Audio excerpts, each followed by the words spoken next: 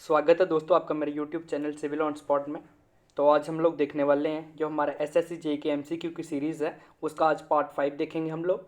तो आज हम लोग 2016 के जो हमारे एमसीक्यू आए हुए हैं सीमेंट के रिलेटेड जो पूछे गए हैं 2016 के एसएससी जेईई के एग्ज़ाम में, तो उनको हम लोग कवर करेंगे। तो ये सीरीज़ हमने पहले स्टार्ट करी थी, उसके बाद में कुछ देर तक इसकी वीडियोस मैंने अपलोड नहीं करी क्योंकि इसकी वीडियोस जो थी अभी तक रेडी नहीं थे। इसके बीच बहुत से स्टूडेंट्स की मेरे को रिक्वेस्ट आ रही थी कि हम लोग एकेडमिक पॉइंट ऑफ व्यू से कुछ सीरीज़ स्टार्ट करें, तो एस्टिमेशन वगैरह की वीडियोस बनाएं। तो उसमें थोड़ा बिजी हो गया था, तो ये दोस्त इस सीरीज़ को फॉलो कर रहे थे, उनसे मैं माफ़ी चाहता हूँ। तो अब इसकी वीडियोज़ जो है रेगुलर रहेंगी। तो आज की वीडियोज़ हम लोग करते हैं शुरू। जो आज की वीडियो है, तो आज हमारे पास फर्स्ट क्वेश्चन है जो उसको हम लोग करते हैं discuss. An ordinary Portland cement when tested for its fineness should not leave any residue on IS सीप नंबर 9 more than। ठीक है, तो हमें पूछा जा रहा है जो हमारा ऑर्डिनरी पोर्टलैंड सीमेंट होता है ओपीसी होता है, जब हम लोग उसको टेस्ट करते हैं, ठीक है, फाइनेंस टेस्ट करते हैं उसका, तो उसके ऊपर जो है ना जो रेजिड्यू लीव होता है वो जो हमारी IS सीप होती है 9 नंबर की। ठीक है, 9 नंबर की बात करें तो 90 माइक्रोन की जो सीप्स होती है, ठीक है, तो उसमें जो बेटा ऑफ रेसिड्यू होता है ना शुड नॉट एक्सीड होना चाहिए। ठीक है, कितना मतलब कि परसेंटेज तक उससे ज़्यादा एक्सीड नहीं होना चाहिए। ठीक है, रेसिड्यू जो होता है, तो ये हमें पूछा गया है। ठीक है, तो इसके हम लोग ऑप्शंस देख लेते हैं। 5% रेसिड्यू, 10%, 15% या 20%। ठीक है, तो अगर हम लोग इसकी बात करें तो इसमें कितना होता है, ऑर्डिनरी पोर्टलैंड सीमेंट के केस में कितना होता है, 10% होता है। ठीक है, तो इसके रिलेटेड मैं आपको थोड़ा एक्सप्लेनेशन बताना चाहूँगा कि पहले तो फाइनेंस सीमेंट क्या, जो हमारा फाइनेंस टेस्ट होता है, सॉरी, तो वो क्या होता है। तो फाइनेंस टेस्ट जो हम लोग करते हैं बेसिकली क्यों करते हैं, इसको हम लोग करते हैं चेक करने के लिए कि प्रॉपर ग्राइंडिंग जो होती है ना हमारी, उसको चेक करने के लिए हम लोग फाइनेंस टेस्ट करते हैं। ठीक है, और अगर मैं इसके इंपैक्ट की बात करूँ, जो आपको बहुत बार एग्जाम्स में पूछा जाता है कि इसका क्या इंपैक्ट होता है, किस पे इंपैक्ट करता है, तो ये इंपैक्ट करता है रेट ऑफ हाइड्रेशन पे। ठीक है, rate of gain of strength पे करता है, और एवेल्यूएशन ऑफ हीट जो होता है उसके ऊपर ये करता है। ठीक है, इंपैक्ट करता है। तो ये चीज़ भी आपको ध्यान रखनी है कि जो फाइनेंस टेस्ट है उसका इंपैक्ट किस पे होता है, रेट ऑफ हाइड्रेशन पे होता है, एवेल्यूएशन ऑफ हीट पे होता है, और rate of gain of strength पे इसका डायरेक्ट इंपैक्ट होता है। ठीक है, और किया क्यों जाता है, चेक करने के लिए, प्रॉपर ग्राइंडिंग को चेक करने के लिए हम लोग फाइनेंस टेस्ट का यूज़ करते हैं। ठीक है, और ये कितने तरीके से किया जाता है, ठीक है, ये भी एक मोस्ट इंपॉर्टेंट चीज़ है, आपको पता होना चाहिए कि एक तो इसका होता है सीप टेस्ट करते हैं। ठीक है, जो यहाँ पे हम लोगों को क्वेश्चन पूछा गया वो सीप के रिलेटेड पूछा गया है, और दूसरा होता है एयर परमेबिलिटी टेस्ट। ठीक है, अगर मैं सीप की बात करूँ तो सीप में क्या होता है, हम लोग क्या करते हैं कि 100 ग्राम सीमेंट ले लेते हैं। ठीक है, उसको फिर हम लोग क्या करते हैं, सीप करते हैं। ठीक है, 90 माइक्रोन की सीप पे ले लेते हैं, और हम लोग फिर सीपिंग परफॉर्म करते हैं 15 मिनट्स तक। ठीक है, और जो हमारे पास रेजिड्यू बच जाता है उसके ऊपर, ठीक है, ऑन द सीप होता है, तो उसको हम लोग मेजर कर लेते हैं कितना है, और वो ऑर्डिनरी पोर्टलैंड सीमेंट के केस में कितना होता है, 10% से मतलब कितना होता है, 10% होता है। ठीक है, उससे ज़्यादा नहीं होना चाहिए, एक्सीड नहीं करना चाहिए 10% से। ठीक है, और अगर मैं एयर परमेबिलिटी टेस्ट की बात करूं तो ये किसको रिप्रेजेंट करता है, बहुत इंपॉर्टेंट चीज़ है जो आपको पता होना चाहिए कि ये स्पेसिफिक सरफेस एरिया को रिप्रेजेंट करता है, और इसको मेजर जो है सेंटीमीटर स्क्वायर पर ग्राम में मेजर किया जाता है। ठीक है, और अगर हम लोग ऑर्डिनरी पोर्टलैंड सीमेंट के बारे में बात करें तो ये हमारा, अगर हम लोग एयर परमेबिलिटी टेस्ट कर रहे हैं तो जो हमारा स्पेसिफिक सरफेस एरिया रहेगा, ठीक है, वो शुड बी लेस देन होना चाहिए किससे, हमारा 20 to 50 सेंटीमीटर्स पर ग्राम से। ठीक है, 2250 सेंटीमीटर पर ग्राम से हमारा लेस होना चाहिए। ठीक है, शुड नॉट लेस देन, इससे कम नहीं होना चाहिए। ठीक है, तो ये चीज़ भी आपको ध्यान रखनी है, जो हमारा स्पेसिफिक सरफेस एरिया रहेगा, ठीक है ना, एयर परमेबिलिटी टेस्ट के केस में वो शुड नॉट लेस देन होना चाहिए 2250 सेंटीमीटर के पर ग्राम से। ठीक है, तो इस चीज़ का भी आप लोग ध्यान रखोगे। और अगर मैं बात करूं इसकी, तो इसके लिए मैंने फाइनेंस के लिए, इसमें अभी फाइनेंस सीप के लिए पूछा गया, तो इसको मैंने आपको बता रखा है यहाँ पे, हर बार की तरह एक्सप्लेनेशन प्रोवाइड कर रखी है आपको कैसे करते हैं, 90 माइक्रोन की सीप में करते हैं, तो ये सब मैंने अभी आपको बताया जो। तो अभी बात कर लेते हैं कुछ और सीमेंट्स के रिलेटेड भी। ठीक है, जैसे कि हम लोग हर बार करते हैं, मैं आपको और भी एक्स्ट्रा जानकारी प्रोवाइड करवाता हूँ। ये तो क्वेश्चन इसी क्वेश्चन के रिलेटेड था। अगर आपको पोर्टलैंड पोज़ोलाना सीमेंट के बारे में पूछ लेते हैं, रैपिड हार्डनिंग सीमेंट के बारे में पूछ लेते हैं, तो उसके बारे में भी आपको पता होना चाहिए कि उसका क्या रहता है। ठीक है, अगर हम बात करें पोर्टलैंड पोज़ोलाना सीमेंट के, तो उसके केस में जो percentage of residue by weight होता है वो कितना होता है, 5% से एक्सीड नहीं करना चाहिए। और अगर रैपिड हार्डनिंग सीमेंट के केस में बात करें तो उसमें भी 5% होता है। तो ये चीज़ें भी आपको ध्यान रखनी है। ठीक है, तो उसके लिए मैंने यहाँ पे टेबल बना रखा है, तो आप इसको रिफर कर सकते हो, स्क्रीनशॉट लेके आप अपने पास रख सकते हो। ठीक है, नेक्स्ट क्वेश्चन देखते हैं।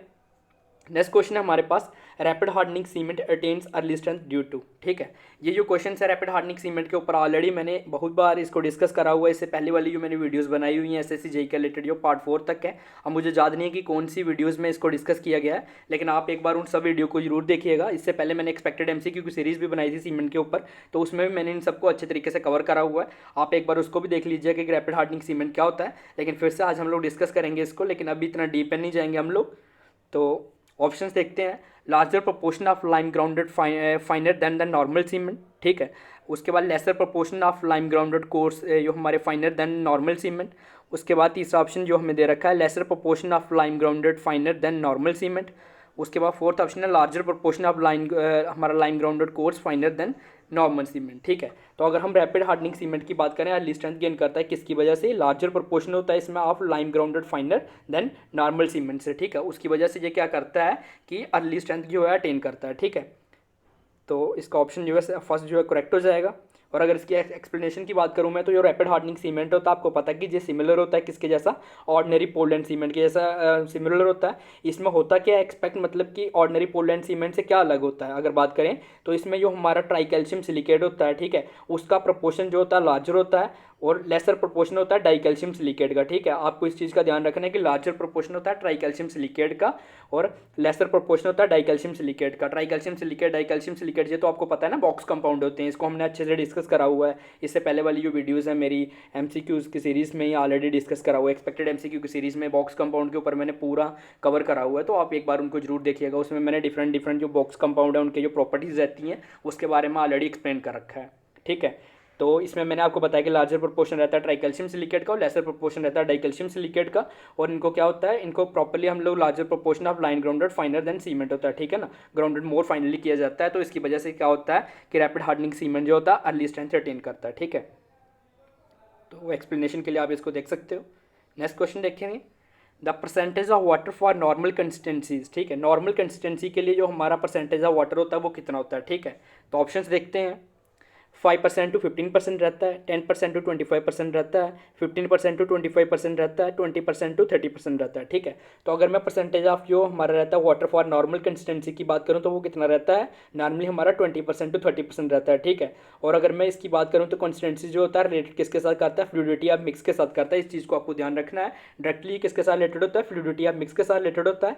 और जो वाटर रिक्वायरमेंट हमें होता है, ठीक है, वेरियस टेस्ट के सीमेंट के लिए, तो वो किस पे डिपेंड्स करता है, नॉर्मल कंसिस्टेंसी ऑफ सीमेंट के ऊपर डिपेंड करता है, ठीक है। जो हम लोग वाटर रिक्वायरमेंट होता है, जैसे हम लोग इनिशियल सेटिंग टाइम टेस्ट कर रहे हैं, फाइनल सेटिंग टाइम टेस्ट कर रहे हैं, ठीक है। तो इसमें जो वाटर रिक्वायरमेंट रहेगा वो किसके ऊपर डिपेंड करेगा, हमारा जो नॉर्मल कंसिस्टेंसी ऑफ सीमेंट है उसके ऊपर डिपेंड करेगा। और डायरेक्टली रिलेटेड होता है फ्लूइडिटी ऑफ मिक्स के साथ। और अगर इसकी परसेंटेज की बात की जाए तो कितना रहता है, 20 to 30% रहता है नॉर्मली, ठीक है। तो इस चीज़ का आपको ध्यान रखना है।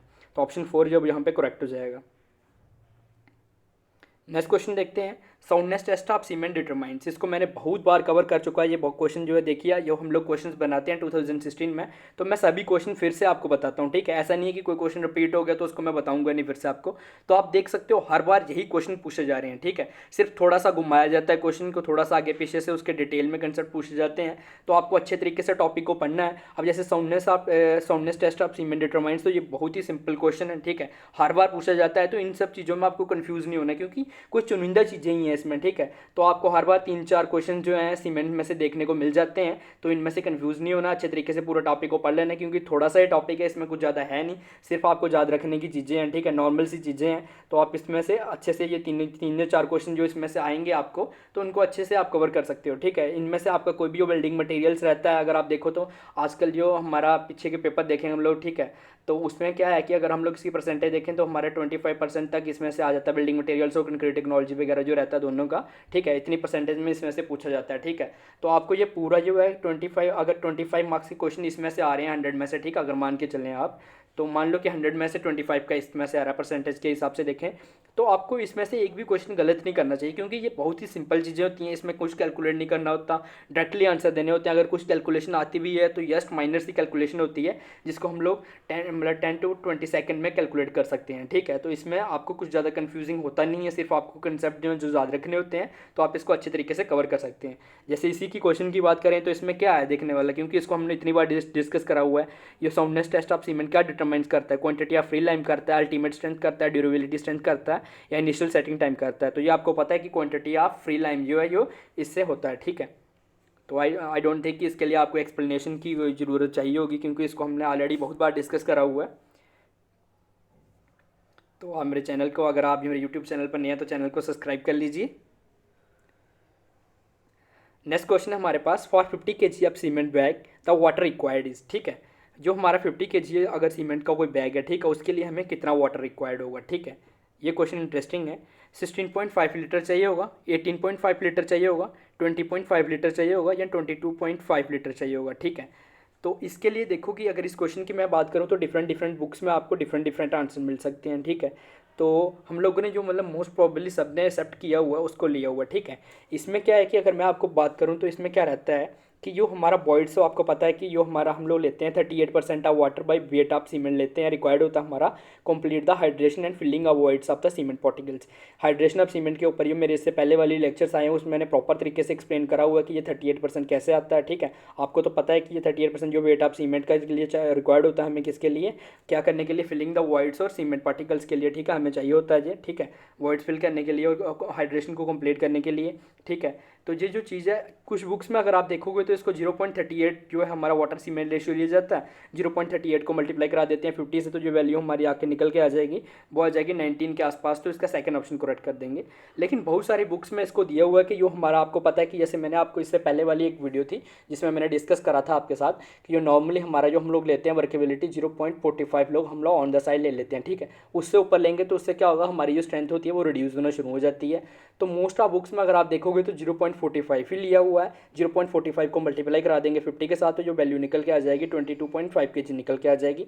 तो फिलहाल हम लोग भी यही हम लोग लेके चलेंगे। अगर इसमें आगे जाके कोई इसमें अगर होगा कि, क्योंकि अगर इसको हम लोग डिस्कस करेंगे और भी फैकल्टी वगैरह के साथ, तो अगर इसमें कुछ चेंजेस होंगी तो मैं आपको बता दूंगा, उसके ऊपर मैं सेपरेट एक छोटी सी वीडियो बना के आपको बता दूंगा कि इसको आप लोग 0.38 लेना है, ठीक है। फिलहाल तो आप यही मान के चलिए कि 0.45 ही लेना है, क्योंकि मोस्ट ऑफ द बुक्स में जहाँ जहाँ पे मैंने देखा है वहाँ पे 0.45 ही ले रखा है, क्योंकि जो वर्केबिलिटी ऑन द साइड हम लोग लेते हैं वो भी 0.45 ही लेते हैं। अगर उससे ज़्यादा लेते हैं तो उससे क्या होता है, हमारा जो है स्ट्रेंथ जो होती है हमारी रिड्यूस होना शुरू हो जाती है। वर्केबिलिटी तो इंक्रीज होती है वाटर सीमेंट रेशियो को इंक्रीज करने से, लेकिन क्या होगा, स्ट्रेंथ रिड्यूस होना शुरू हो जाएगी, इसलिए 0.45 तक ही कंसिडरेबल किया जाता है, ठीक है। तो उसको हम भी यही कंसिडर करेंगे। और अगर 0.45 कंसिडर करते हैं तो उसको 50 से मल्टीप्लाई करेंगे तो ऑप्शन 4 जो करेक्ट हो जाएगा, 22.5 लीटर्स हमारे पास जो वैल्यू निकल के आ जाएगी, ठीक है। तो एक्सप्लेनेशन के लिए मैंने यहाँ पे प्रोवाइड कर रखा है आपको, मैंने ये भी बता रखा है कि 38% वाटर जो हमें जो चाहिए होता है कंप्लीट करने के लिए, जो हमारा हाइड्रेशन होता है और filling of the voids of the cement particles को फिल करने के लिए जो रहता है। लेकिन जो हमें अब इस केस में वाटर रिक्वायर्ड है, ठीक है, तो 0.45 जो होता है हम लोग कंसिडरेबल लेते हैं, ठीक है। तो उसको 50 से मल्टीप्लाई करेंगे तो 22.5 kg हमारे पास या लीटर हमारे पास वैल्यू निकल के आ जाएगी, ठीक है। इतना वाटर हमें रिक्वायर्ड है, तो फिलहाल आप यही मान के चलेंगे। नेक्स्ट क्वेश्चन देखते हैं। नेक्स्ट क्वेश्चन है हमारे पास, for the construction of thin RCC structure the type of cement to be avoided is, ठीक है। इस क्वेश्चन को बहुत बार रिपीट आपने देखा होगा, हर बार ये क्वेश्चन पूछा जाता है, ठीक है।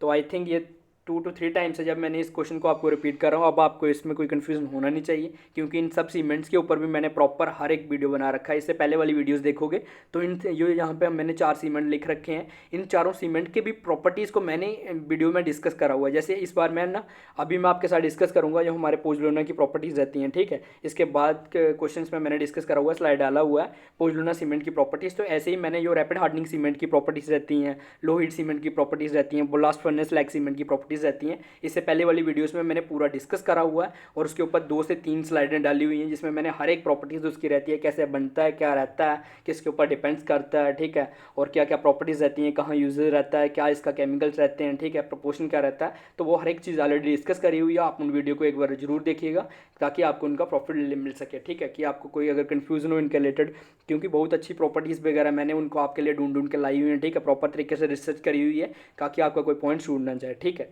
तो आप एक बार उसको भी देखिएगा। अभी फिलहाल क्वेश्चन पे आते हैं। जो हम लोग कंस्ट्रक्शन करते हैं आरसीसी थिन जो हमारे स्ट्रक्चर्स होते हैं, ठीक है, उसमें कौन सा सीमेंट अवॉइड करते हैं, ठीक है। तो फर्स्ट ऑप्शन है रैपिड पोर्टलैंड, सॉरी हमारा जो पोर्टलैंड ऑर्डिनरी पोर्टलैंड सीमेंट रहता है वो, उसके बाद रैपिड हार्डनिंग सीमेंट रहता है वो हो गया, या लो हीट सीमेंट हो गया, या ब्लास्ट फर्नेस लाइक सीमेंट हो गया। तो आपको पता है कि जो हमारा रैपिड हार्डनिंग पोर्टलैंड सीमेंट होता है उसको हम लोग क्या करते हैं, अवॉइड करते हैं। इसको हम लोग कहाँ पे यूज़ करते हैं, जहाँ पे हमें जल्दी कंस्ट्रक्शन वर्क करना हो, ठीक है ना, तो वहाँ पे इसको रैपिड हार्डनिंग सीमेंट जल्द डिस्टेंस चाहिए होती है वहाँ पे यूज़ करते हैं जनरली रिपेयर्स वर्क वगैरह में। इसके ऊपर मैंने प्रॉपर वीडियो बनाई हुई है, इससे पहले वाले में आप देख सकते हो, पहले वाले अगर मेरे सीरीज़ की कोई देखोगे आप तो उसमें मिल जाएगा आपको। तो इसके ऊपर कुछ पॉइंट मैं आपके साथ डिस्कस करना चाहूँगा। रैपिड हार्डनिंग सीमेंट जो होता है इसमें क्या होता है कि हाई हीट ऑफ हाइड्रेशन होती है, ठीक है, तो हाई श्रिंकेज होती है, ठीक है, उसकी वजह से ये क्या होता है अनसूटेबल होता है construction of thin RCC structure, ठीक है। एक न्यू पॉइंट था श्रिंकेज के बारे में, आई थिंक मैंने आपके साथ डिस्कस नहीं करा था, तो आपको पता मुझे हाई श्रिंकेज रहता है, ठीक है, और इसमें क्या होता है हाई हीट ऑफ हाइड्रेशन रहता है, ठीक है ना, इसलिए क्या होता है कि इसको हम लोग अनसूटेबल रहता है construction of thin RCC structure, तो इसको कोल्ड इन्वायरमेंट में भी हम लोग यूज़ कर सकते हैं, ठीक है, आपको इसका भी ध्यान रखना है क्योंकि इसमें क्या होता है हाई हीट ऑफ हाइड्रेशन रहता है। तो इसको मैंने ऑलरेडी डिस्कस करा हुआ आपके साथ, जो पॉइंट इंपॉर्टेंट था वो मैंने आपके साथ डिस्कस कर लिए। नेक्स्ट क्वेश्चन देखते हैं।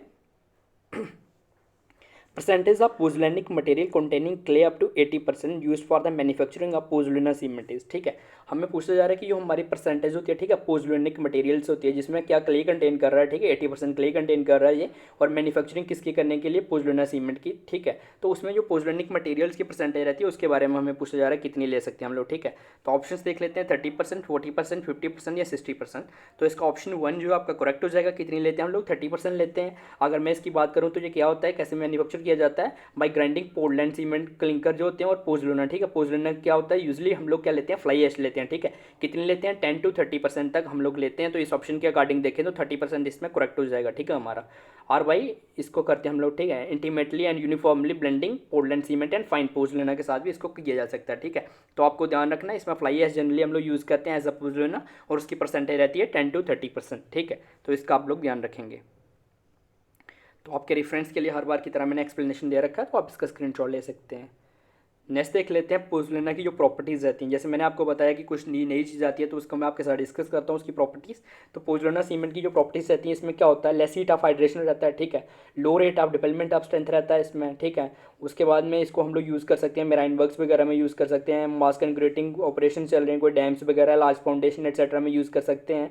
और अगर हम लोग इसकी अल्टीमेट स्ट्रेंथ की बात करूँ मैं तो वो कंपेरेबल रहती है, जैसे हमारा ऑर्डिनरी पोर्टलैंड सीमेंट होता है ना उसके कंपेरेबल होती है, ठीक है, और ये क्या अटैक प्रोवाइड हमारा रेजिस्टेंस जो केमिकल अटैक्स होते हैं उसके अगेंस्ट हमें रेजिस्टेंस प्रोवाइड करती है, ठीक है, तो इस चीज़ का आपको ध्यान रखना है।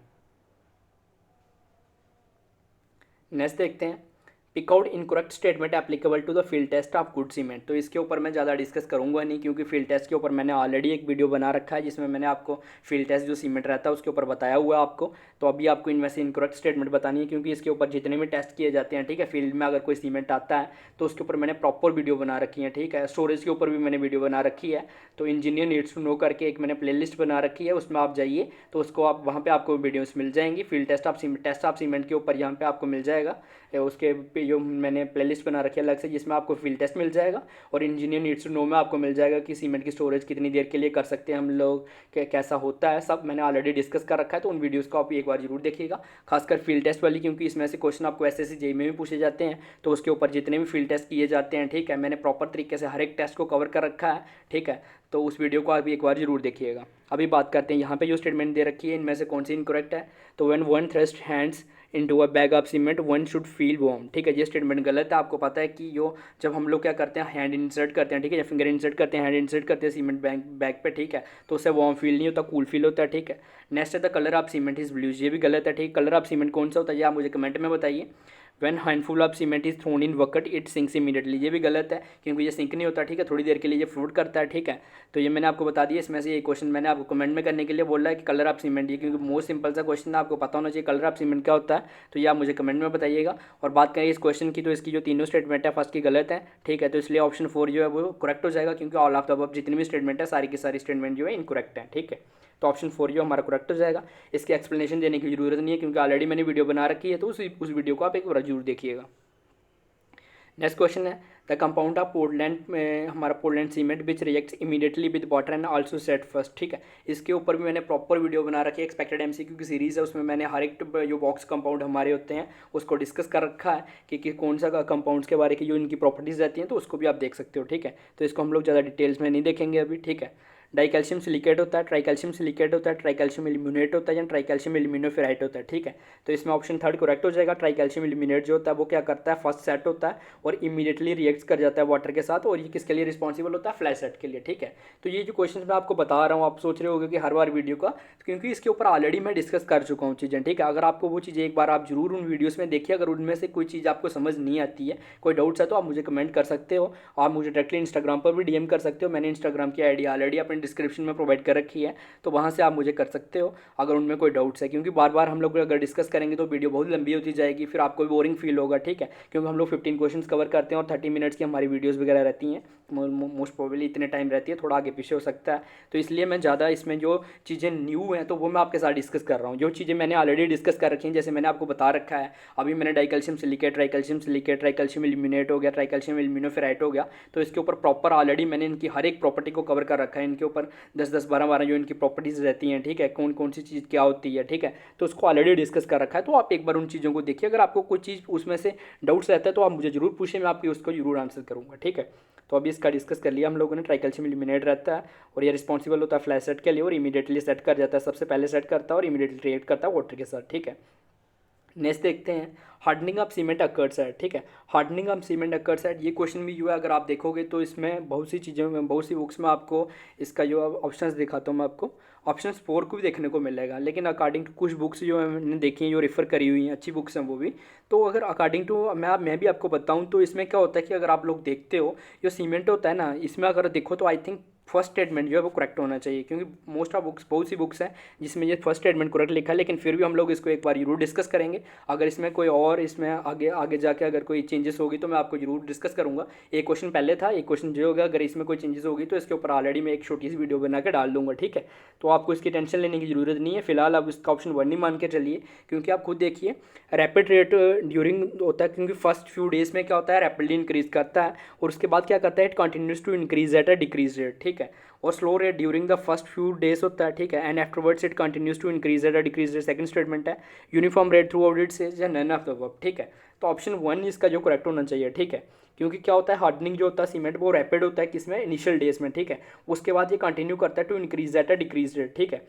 अगर हम लोग देखें तो कंक्रीट के लिए हमारे पास इसके लिए प्रॉपर एक्सप्लेनेशन है, लेकिन सीमेंट के लिए भी यही रहेगा, क्योंकि स्टार्टिंग में अगर आप देखते हो तो फ्यू डेज में क्या होता है कि स्ट्रेंथ इनकी इंक्रीज करती है जल्दी, उसके बाद क्या होता है धीरे धीरे इंक्रीज करती है, ठीक है ना। तो सेम प्रोसेस आई थिंक इसकी जो फर्स्ट स्टेटमेंट है वो करेक्ट होनी चाहिए। मोस्ट ऑफ बुक्स में भी ये लिखा हुआ है, लेकिन कुछ बुक्स में इसको ऑप्शन 4 भी दे रखा है, तो अगर इसमें कोई चेंजेस होगी तो मैं आपको इन्फॉर्म कर दूंगा, ठीक है, इसके लिए आपको कोई टेंशन लेने की ज़्यादा ज़रूरत नहीं है। फिलहाल आप फर्स्ट ही मान के चलिए। तो अगर हम लोग बात करेंगे कंक्रीट के केसेस में, तो आपको पता होना चाहिए, ये मैंने आपके लिए यहाँ पे एक चार्ट लाया हुआ है, क्योंकि ये क्वेश्चन भी आपको बहुत बार पूछा जाता है। जनरली आपको ऐसे पूछा जाता है 14 डेज टू 7 डेज़ की जो स्ट्रेंथ होती है, इसकी जो रेशियो लेंगे तो वो क्या लेंगे।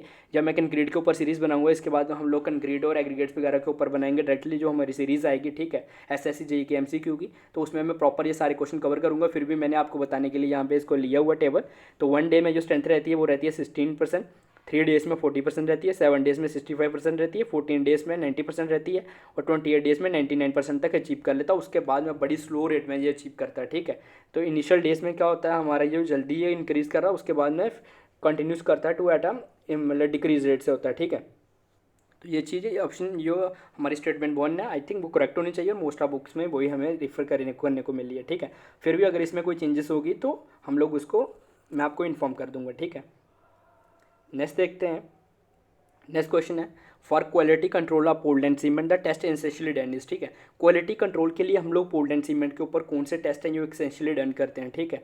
तो टेस्ट कहाँ पे दे रखे हैं, सेटिंग टेस्ट, उसके बाद साउंडनेस टेस्ट हो गया, टेंसाइल स्ट्रेंथ हो गया। तो सेटिंग टेस्ट की बात करें तो इसमें आ जाएगा इनिशियल सेटिंग टाइम और फाइनल सेटिंग टाइम दोनों आ जाएगा, ठीक है। क्वालिटी कंट्रोल के लिए जो सारे टेस्ट हम लोग करते हैं, ठीक है, ऑप्शन 4 जो हमारा करेक्ट हो जाएगा।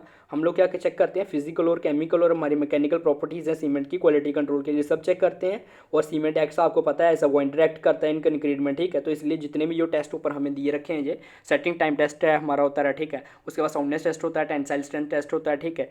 तो ये सारे हम लोग टेस्ट करते हैं, तो इस चीज़ का आपको ध्यान रखना है। एक्सप्लेनेशन आप देख सकते हो। नेक्स्ट क्वेश्चन है, if 1500 gram of cement is required to have 1870 gram of cement paste of normal consistency the percentage of water required is, ठीक है।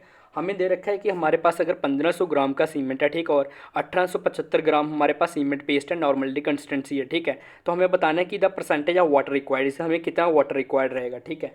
तो ऑप्शन देख लेते हैं, 20%, 25%, 30%, यहाँ हमारे पास 35%, ठीक है। तो अब इसको मैं डिस्कस करता हूँ आपके साथ। ऑप्शन सेकंड करेक्ट हो जाएगा। इसकी एक्सप्लेनेशन दे रखी है मैंने, यहाँ से मैं आपको एक्सप्लेन कर देता हूँ।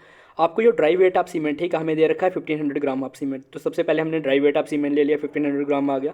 उसके बाद में हमें गिवन क्या है कि wait of cement eight normal consistency की बात करें तो ठीक है, सीमेंट पेस्ट कितनी है नॉर्मल कंसिस्टेंसी पे, 1875 ग्राम हमारे पास नॉर्मल कंसिस्टेंसी पे वेट ऑफ सीमेंट आ गया। ठीक है, उसके बाद में वाटर कितना, वेट ऑफ वाटर निकालेंगे। तो हमारे पास देखो ड्राई वेट ऑफ सीमेंट है हमारे पास इतना है, तो वेट ऑफ सीमेंट है नॉर्मल कंसिस्टेंसी का मतलब होता है उसमें पानी ऐड करके। ठीक है, तो हम क्या करेंगे 1875 में से 1500 को माइनस कर देंगे। इसका मतलब जो वेट ऑफ सीमेंट वाटर है वो कितना हमारे पास 375 ग्राम हमारे पास वाटर है। ठीक है, और percentage of water required for normal consistency, normal consistency अब कैसे निकलेगा। ठीक है, तो उसमें क्या करेंगे हम लोग 375 हमारे पास वेट ऑफ वाटर निकल के आया, हमें परसेंटेज निकालनी है इसके। ठीक है, तो इसको हम लोग डिवाइड कर देंगे किससे, ड्राई वेट ऑफ सीमेंट से। ठीक है, ड्राई वेट ऑफ सीमेंट से डिवाइड करेंगे और मल्टीप्लाई कराएंगे 100 से, तो हमारे पास 25% जो है percentage of water required for normal consistency निकल के आ जाएगा। ठीक है, आई होप आपको पूरा अंडरस्टैंड हो गया हो। क्या करते हैं ड्राई वेट लेते हैं, उसके बाद नॉर्मल कंसिस्टेंसी हमें दे रखा है विद वाटर, तो उसमें से हम लोग वाटर का वेट निकाल लेंगे। ड्राई वेट को माइनस करके वाटर का वेट निकल गया तो जाहिर सी बात है उसको ड्राई वेट से डिवाइडेड करेंगे हम लोग, तो 100 मल्टीप्लाइड करवा देंगे 100 से,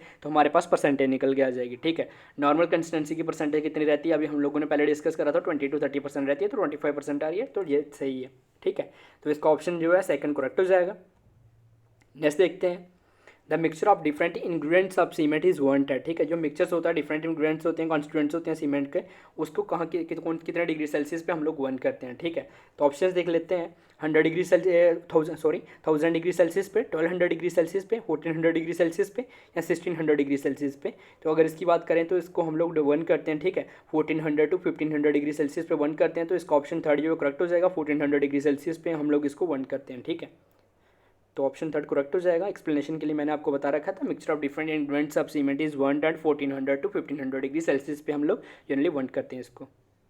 नेक्स्ट क्वेश्चन देखते हैं, to obtain cement dry powder the limestones and the shale or their slurry is वन इन अ रोटरी, जो हमारा किलेंस रहते हैं एट अ टेम्परेचर बिटवीन। ठीक है, तो रोटरी किलेन में अगर हम लोग इसको जो वन करते हैं, ठीक है, तो उसको टेम्परेचर की रेंज क्या रहती है। ठीक है, तो सेम रेंज रहती है 1400 degree Celsius to 1500 degree Celsius के बीच में हम लोग क्या करते हैं, अगर हमें ड्राई पाउडर ऑफ सीमेंट को ऑब्टेन करना है तो लाइमस्टोन और जो शेल होता है हमारा, ठीक है, शेल होता है, तो उसको हम यूज़ की स्लरी वगैरह होती है उसको हम लोग वंट करते हैं। ठीक है, तो ऑप्शन 4 ये हमारे पास करेक्ट हो जाएगा। नेक्स्ट क्वेश्चन देखते हैं, और आज का हमारा लास्ट क्वेश्चन। आपको पता है हम लोग 15 क्वेश्चन कवर करते हैं। Hydration of cement is due to chemical action of water with. ठीक है, जो हाइड्रेशन ऑफ सीमेंट होता है वो किसकी वजह से होता है, तो ये मोस्टली रिपीट क्वेश्चन है। ठीक है, इसको ऑलरेडी मैंने बहुत बार डिस्कस करा हुआ आपके साथ। ठीक है, बॉक्स कंपाउंड की वजह से होता है।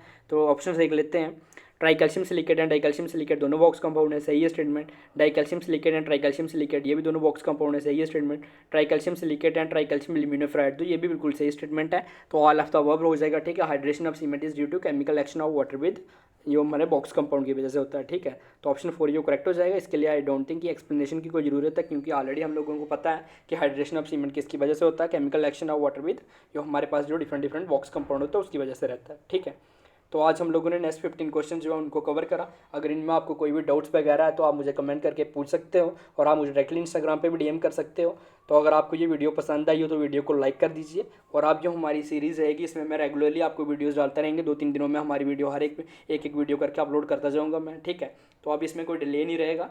तो आपके फ्रेंड्स वगैरह भी अगर कोई तैयारी कर रहे हैं एसएससी जेईई आरआरबी जेईई या किसी भी कॉम्पिटिटिव एग्जाम की तैयारी कर रहे हैं, तो आप उनको भी ये वीडियो जरूर शेयर कीजिएगा, ताकि वो भी इस वीडियो का फ़ायदा ले सकें।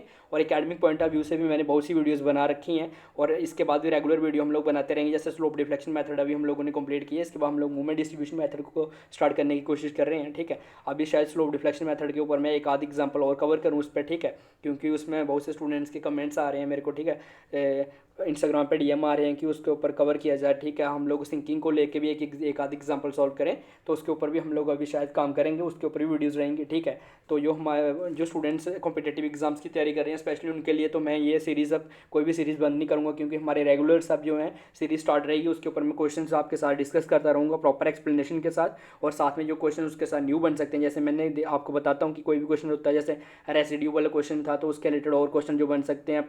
हर एक कोई सीमेंट रहता है तो उसकी प्रॉपर्टीज़ के रिलेटेड भी हम लोग प्रॉपर डिस्कस करते हैं, जिसका मुझे लगता है कि कोई और क्वेश्चन बन सकता है, तो उसके ऊपर हम लोग प्रॉपर्ली डिस्कस करते हैं। तो आप इन चीज़ों को लिखते जाइए और या स्क्रीनशॉट लेके एक पीडीएफ बना लीजिए करिए।